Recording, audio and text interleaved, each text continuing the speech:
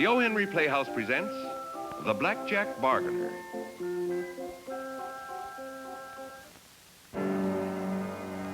O. Henry's story, The Blackjack Bargainer, is a grim and bitter tale of two feuding families, the Gorees and Coltranes. After years of killing, the feud was narrowed down to one survivor of each family, Yancey Goree and Colonel Abner Coltrane. Neither seemed anxious to carry out their family tradition, but the townspeople of Bethel knew one day the angry voices of the long-dead Gorees and Coltranes would cry out from their graves for revenge. The pearl-handled revolver carried by the colonel told all who watched the feud was about to be settled. Either Yancey Goree would be killed, or Colonel Abner Coltrane's name would adorn a headstone as he took his place alongside his proud ancestors who had happily died so that tradition could live. And the townspeople of Bethel were right. One of these men was about to be killed, but not in the way any of them ever suspected.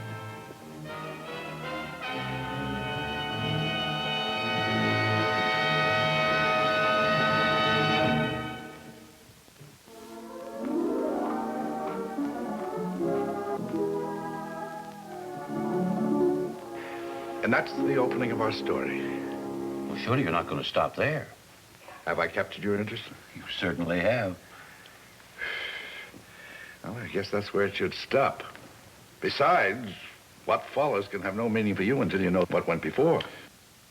Very well, but just don't forget where you left off. What's about to happen, Colonel, is the direct result of the most bitter, bloody feud that ever symbolized the hostility between two families. It's an interesting theme. Those two men walking together up the street were the last that was left of the fight. One was Goree, the other was Coltrane. Never before had anyone ever seen members of these two families walking side by side. Obviously, the crowd knows they're going to settle the feud by shooting it out. Now you're getting ahead of me. Sorry. Today, a third man staked a claim in the fight. The man in the window. That's right. Until today, he knew nothing about the feud. But now, he's as much a part of it as if he had been born in the Goree or the Coltrane family. This cabin belongs to Pike Garvey and his wife, Martella. He's the man we saw aiming the rifle at the opening of our story. Pike and Martella are mountain people, Colonel. Their contact with the outside world has been very limited, and to them, any strange noise or new face means two things, alertness and suspicion. But, Pike, ain't you never gonna get tired of taking pot shots at the same old faces? Can't we yank up stakes and live respecting like with the city folk? Why, the city must be plentiful with folk who like a good fight now and then. Tain't no sense, Martella, to go looking for what we already got. I know them what come to my door is looking for a good scrap. City, you can't never be sure who to trust. Well, just promise me, Pike, before I die, I get to swap talk with those fancy women folk in the city. Never seen it to fail, always when the grub is hot.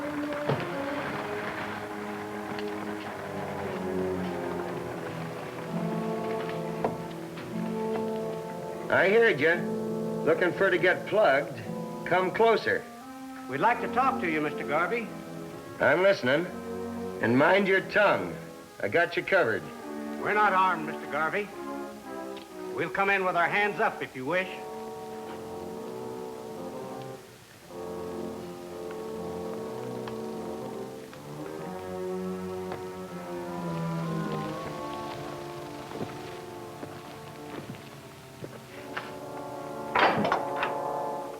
Get 'em up and no monkey shines.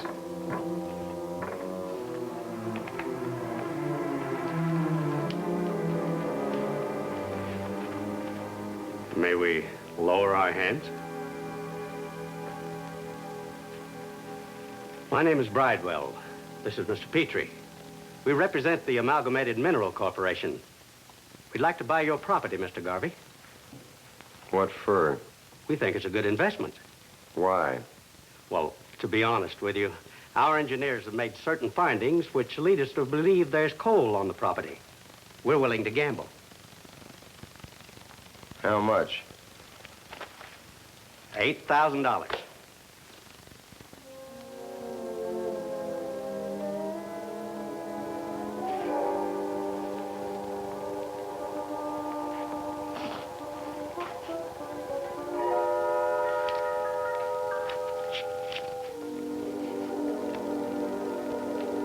sure and it ain't handmade. This letter from the bank certifies the bills by serial number. Check each one against the listing if you wish.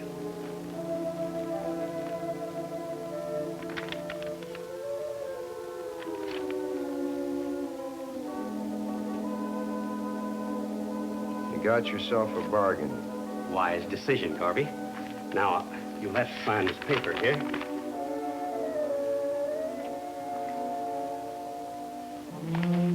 Where? Right there, sir.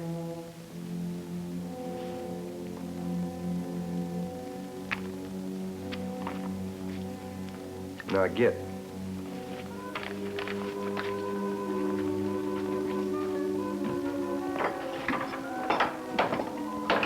To Martella, the money meant escape from the backwoods and hope for the future. Countless times she'd allowed herself to dream of the day when she and Pike would move to the town of Bethel and live in a big house filled with tradition. Now that dream was going to come true. The house she would buy, but Martella wondered longingly if they would ever be lucky enough to be one day quality folk. It was a big dream, but not big enough to frighten her. Now all my dreams is gonna come true. Years ago, the Gorey name had been respected by the people of Bethel.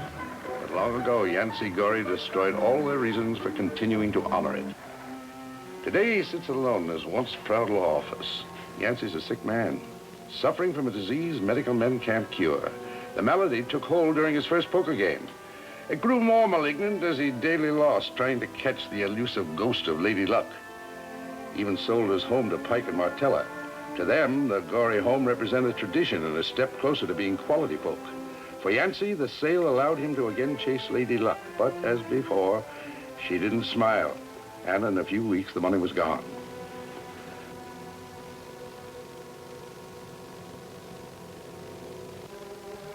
Gambling first cost Yancey his law practice, then self-respect, finally honor. Still, he feels if he can just keep playing, he'll one day recapture his losses. Then, quite unexpectedly, Pike came to buy the only thing Yancey had left to sell. Owning it, Pike firmly believed would make him and Martella true quality folk. What do you want, Garvey? Just want to talk. I'm in no mood for talking. Won't take long.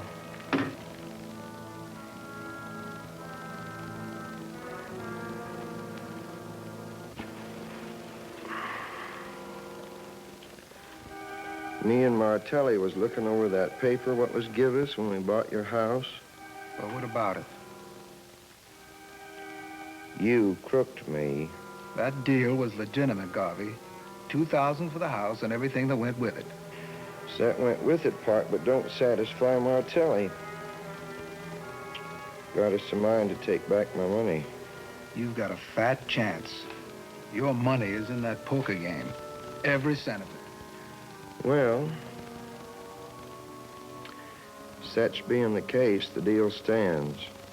Something for one thing. What's that? Me and Martelli likes the house good. She's always hankering after a place in the city where we can be looked up to as quality folk. You kept back the part what could make us quality folk. Garvey, I haven't the slightest idea what you're talking about. Since it weren't included in the deal, me and Martelli is willing to pay extra to become quality folk. Would you mind telling me what I could possibly sell you that would make quality out of what, well, whatever you are? Give you $200 to buy your feud with the coal trains. You must be out of your mind. 200, cash. Do you really think that being part of a feud is essential to social position? Ain't no disputing it. Look at all them fancy folk around here. Always feuding with someone.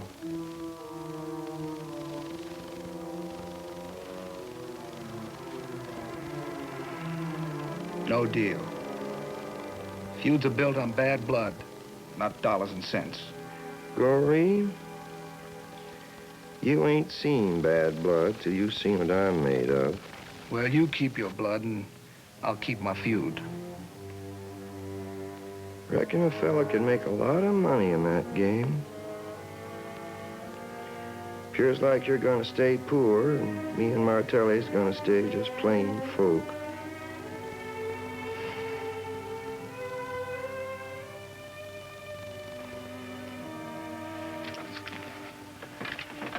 All right.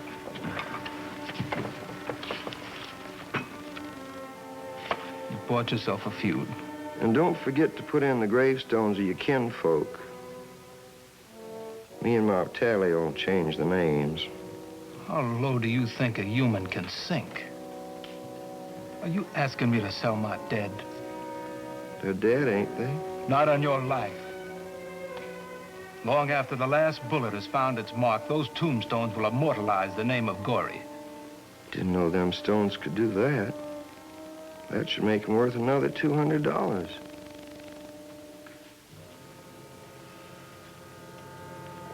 No. Feud ain't worth nothing without some dead to show for it.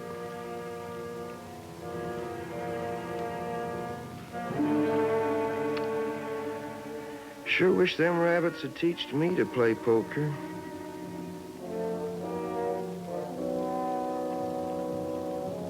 All right. It's a deal.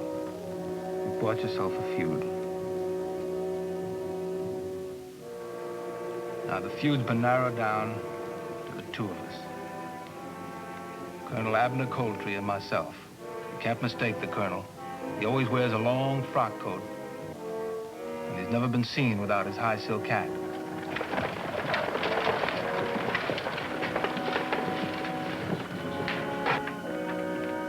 Sorry to be late, Abel. Hiya, Colonel. Good afternoon, gentlemen. Just to make yourselves at home, and we'll get started. Colonel, because of the nature of this meeting, our feelings is that we should make it look informal as possible, just in case someone drops in. Very well. To get to the point, you stand a very good chance of being defeated Thursday. I can't believe that. I can. Would you vote for a man if the chances were 50-50 he'd be shot dead before he took office? I wish you'd be a little more specific, Abel. Sure, Colonel. It's this feud between you and Gory. The voters don't want to put a man into office when maybe the next day they'll find him in the obituary column. Why, that's ridiculous. They elected him to office last time, didn't they? Magistrates can be picked out of a wastebasket, but a city mayor, that's a different story. This feud has been going on for generations. You expect me to end it overnight? Why not?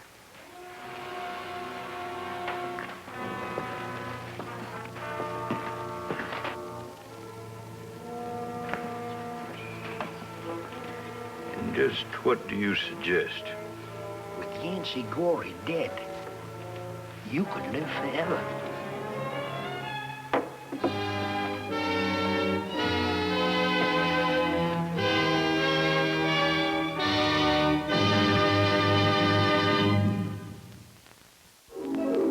The look that came over his face when he found that piece of cold steel in his hand left no doubt in anybody's mind. Abner Coltrane was finally determined to bring the feud to a sudden end. You follow me, Colonel? Every inch of the way. It's a most suspenseful tale, O. Henry. I have just one criticism to make. What's that? Well, it's not a real serious fault, and I'm sure we can correct it in the final draft. But don't you feel at this point in your story the outcome is a little too predictable? In what way? Well, obviously, Garvey is going to put an end to the feud by killing Coltrane. Unless he misses his target, which would be pretty hard for anyone to believe. Now you're anticipating me again. Thanks. For what? For letting me know that's the way the story is not going to end. Well, you should know my technique by now, Colonel. Yes, I guess I should. Well, let's move on. You've got me on edge. Careful, Colonel. Sharper the edge, the higher the price. Now, let's see, where was I? Oh, yes. With these $400 in his hand, the click of the chips across the way became a thunderous, gnawing temptation. Yancey responded with the only answer he had for temptation. He gave in without a fight.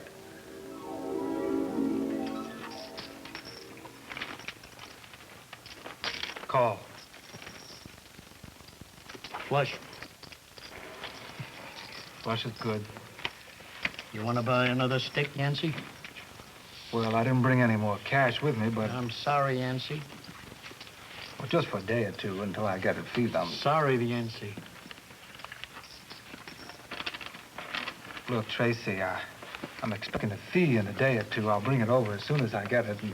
I said we're sorry, Yancey. Now, why don't you beat it and give us more room at the table?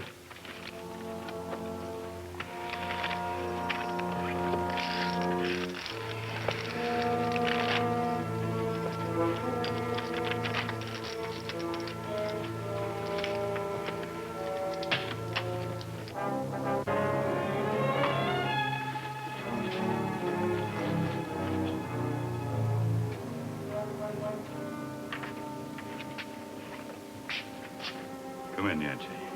Close the door behind you.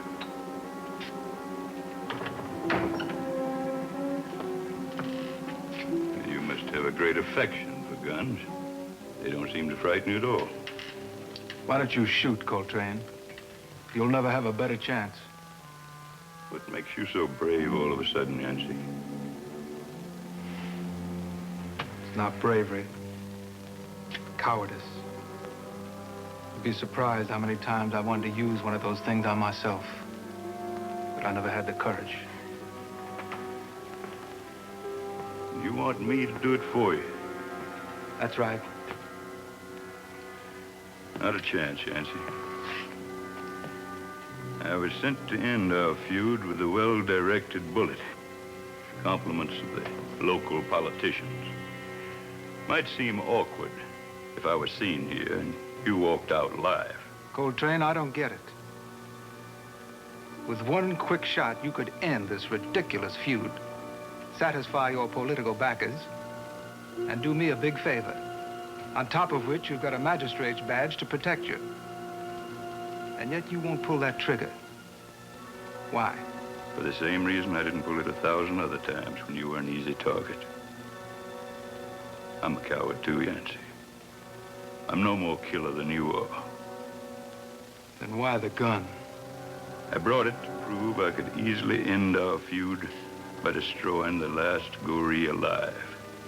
Since I didn't, I think I should be allowed to dictate the terms. What terms? Terms of peace. Peace between you and me. I'm tired of this fight, Yancey. Tired of thinking I'll be shot every time I walk down the street.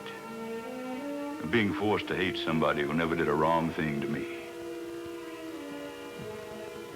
What will your political friends think of that, Colonel? I don't give a hang. When they put this gun in my hand, my heart ran cold with hate. Hate towards every last one of them. They're nothing but a bunch of leeches without the guts to do their own dirty work.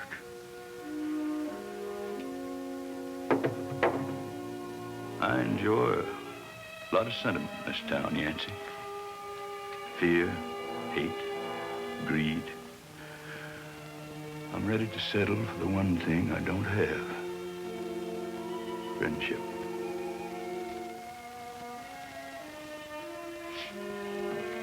You wouldn't be getting much of anything in me, Colonel. I've disgraced myself.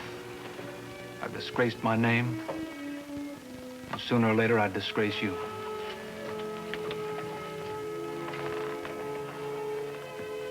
I'm willing to take my chances, Yancey. Colonel, I've done some pretty rotten things in my life. But I've always had the respectability to protect the gories who went before me. Today, I even bargained that away. I sold my dead, Colonel. 4 generations of gories for $200. You still want me to be your friend, Colonel? Yancey, it's been 35 years since the goree has been into Coltrane Manor. You were just a kid then. I can remember how you used to love to sneak over and play with Tad and Enid. It's the last time that old house has witnessed the warmth, the laughter, and friendship. Come home with me now, Yancy. We'll talk about those days. Maybe they'll give us both something to cling to. A Coltrane and a Gorey walking down the streets of Bethel together. It caused quite a furor. Every man and woman in town will be following us. Their nostrils filled with the scent of blood, just waiting for you and me to blast away at each other. But when we walk into Coltrane Manor together, they'll know the feud is over. They'll know that generations of bitterness and hate have been destroyed by something stronger than all the bullets and gunpowder in the world.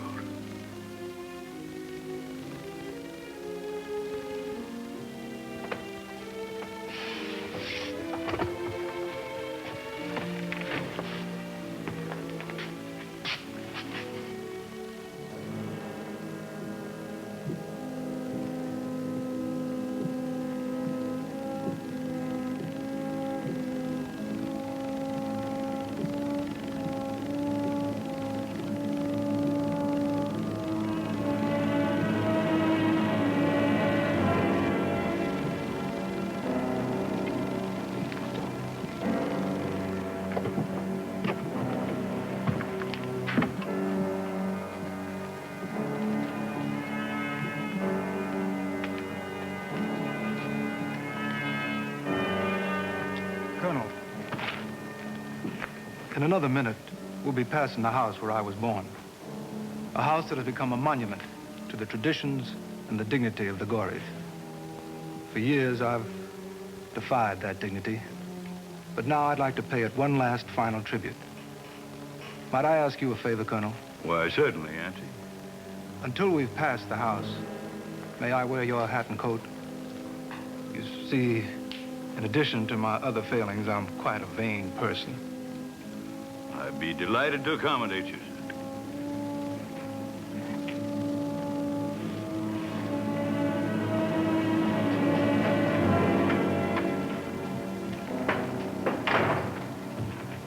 Get upstairs. What for? I said get. I ain't getting till you tell me what for. Excitedly, Pike told his wife that Yancy was walking down the street with the colonel. Martella was ecstatic as she realized in the next few moments their newly purchased feud would end as they killed their family enemy in true quality folk fashion. Momentarily, she dreamed of tomorrow, when the other quality folk of Bethel would stop by not only to offer congratulations, but to welcome them into their very select circle. Then she hurried after Pike, for she didn't want to miss that glorious second when his finger pulled the trigger, which would open the gates to the world she always yearned to be a part of.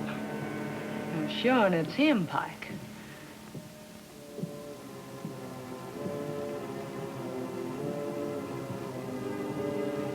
Me thinking it'd never happen.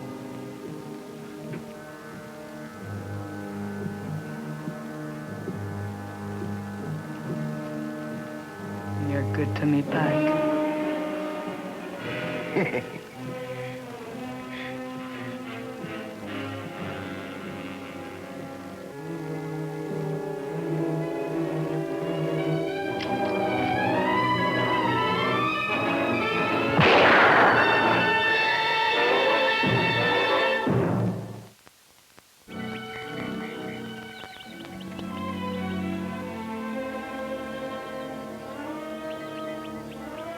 He died that honor might live.